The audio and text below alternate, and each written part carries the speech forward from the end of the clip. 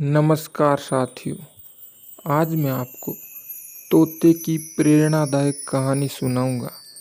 चलिए तो शुरुआत करते हैं आज की कहानी की। एक बार एक सेनापति शिकार के लिए अपने कुछ सैनिकों के साथ किसी जंगल से गुजर रहा था। दूर दूर तक शिकार नजर नहीं आ रहा था।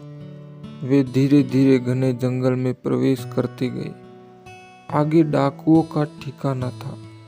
अभी कुछ ही दूर गए थे कि पास के पेड़ पर बैठा तोता बोला, पकड़ो पकड़ो, इनके पास बहुत सारा सामान है, लूटो लूटो, जल्दी आओ जल्दी आओ। तोते की आवाज़ सुनकर सभी डाकू सैनिकों की ओर दौड़ पड़े। सैनिक संख्या में कम थे, इसलिए डाकुओं को अपनी ओर आते देखकर सैनिक भाग खड़े हुए। भागते भागते कोसों दूर निकल गए। सामने एक बड़ा सा पेड़ दिखाई दिया। सभी पेड़ के नीचे आराम करने लगे। तभी उस पेड़ पर बैठा तोता बोला, आइए, हमारे साधु महात्मा की कुटी में आपका स्वागत है। अंदर आइए, पानी पीजिए और विश्राम कर लीजिए।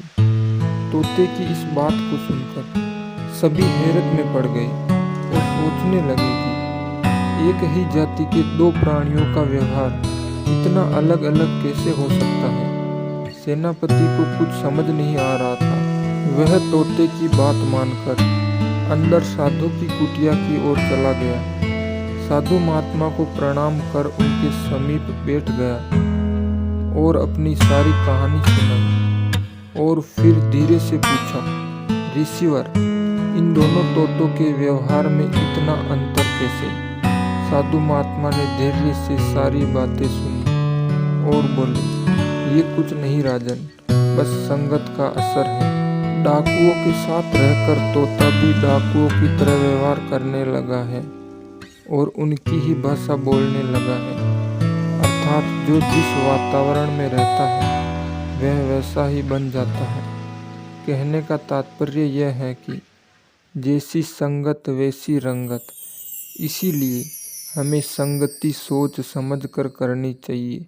धन्यवाद साथियों।